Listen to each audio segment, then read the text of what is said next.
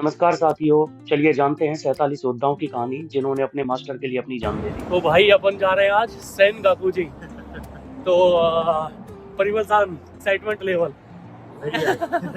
सो परिमल सान लाइक उन्होंने ही मेरे को इंट्रोड्यूस किया है इस टेम्पल के बारे में। So we are very excited.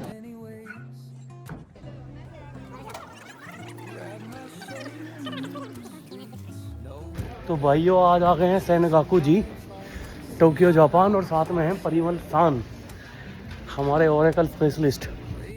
तो साथियों, ये एक ऐसी कहानी है जिस घटना ने पूरे जापान को एक माला के अंदर पिरो दिया था।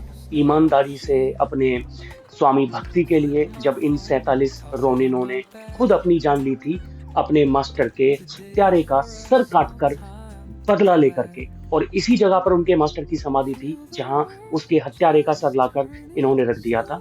और ये गेट से हमने एंट्री ले ली है और उनकी श्रद्धांजलि देने के लिए ये 300 येन में अगरबत्तियां दे दी हैं। और इस बोर्ड के ऊपर पूरी जानकारी है कि इस घटनाक्रम के पीछे क्या हुआ था। तो बात है साथियों सन 1701 की, और यहाँ शोगुन का राज्य था। और अब सबसे पहले सोपुकु की बात कर लेते हैं। सेपुकु, सबसे पहले सेपुकु की बात करते हैं। सेपुकु यानी कि वो मौत जिसमें एक योद्धा अपना पेट काट खुद से अपने हथियार से पेट काटता था। और सबसे ज्यादा सम्मान की मौत इसी को बोला जाता था उस समय जापान में। तो 1701 में, यानी कि जो टोक्यो का पुराना नाम है एडो, इस जगह पर एक नया कमांडर नियुक्त किया गया था। और ऐसा कहा जाता है कि वो कमांडर बहुत ज्यादा घमंडी और रिश्वतखोर था। तो यहाँ पर समुराइज को ट्रेनिंग दी जाती थी, और उन जो समुराइज का मास्टर था, उस मास्टर ने उस कमांडर को मना कर दिया था कि मैं तुम्हें कोई रिश्वत नहीं दूंगा, जिससे उसकी उस कमांडर के साथ नहीं पटी। और वो कमांडर घमंडी होने के कारण बार बार उसको नीचा दिखाता था, या उसका अपमान करता था, या उस पर कमेंट पास करता था। लेकिन क्योंकि वो समुराई योद्धा थे और समुराई योद्धाओं की अपनी अलग पहचान थी, जापान में सबसे घातक योद्धाओं में उनको गिना जाता था, तो बार बार अपमान के बाद भी वो चुप रहा। लेकिन एक दिन महल में उसने उसका फिर से अपमान किया, और इस बार साथियों गुस्से में उस सामुराई योद्धा ने अपनी तलवार निकालकर उस कमांडर पर हमला कर दिया, जिसमें वो घायल हुआ। और उन दिनों में जापान में ऐसा बोला जाता था कि अगर महल में कोई अपनी तलवार निकालेगा तो उसे मृत्युदंड करार दिया जाता था।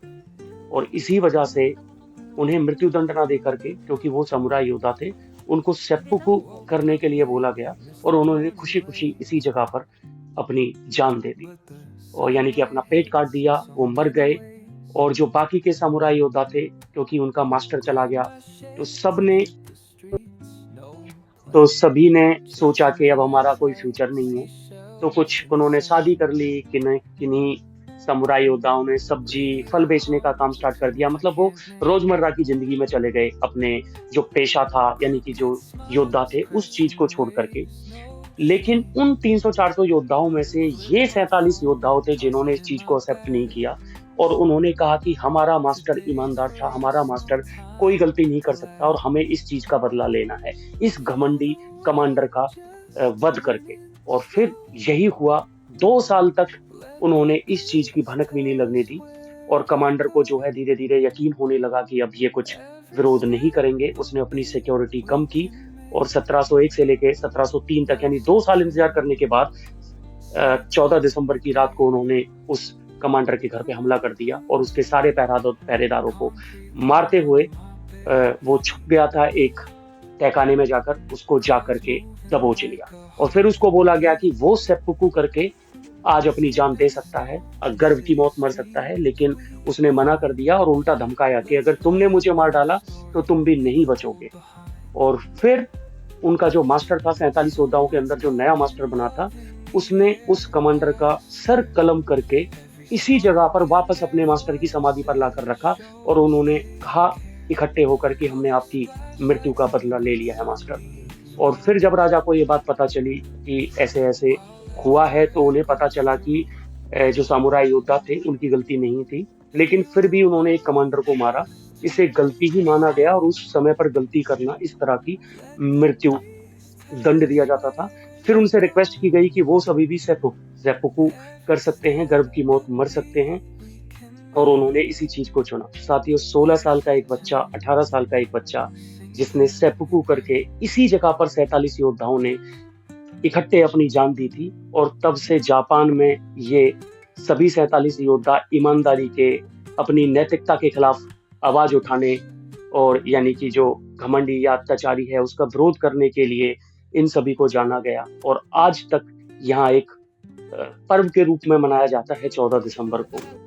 और मैं खुद भावुक हुआ उस 16 साल के लड़के की समाधि पर पहुंचकर, और मैं आज अपने आप को गर्वान्वित महसूस कर रहा हूं, क्योंकि मुझे ऐसी जगह जाने का मौका मिला। ऐसी जो है, मेरे पास शब्द नहीं है। तो पहली बार मैंने ट्राई किया बहुत सारी इंफॉर्मेशन लेके इस वीडियो को आप लोगों तक पहुंचाने में, कि हिंदी में मैं ये बता पाऊं, क्योंकि ये स्टोरी यूजुअली कहीं पर भी हिंदी में नहीं है। तो साथियों, बहुत बहुत धन्यवाद। आशा करता हूँ आपको वीडियो पसंद आई होगी। टोक्यो में शिनागावा स्टेशन के पास ये जगह है, सेनगाकुजी टेम्पल। आप आना चाहें तो कभी भी यहाँ पर विजिट कर सकते हैं। Thank you very much guys.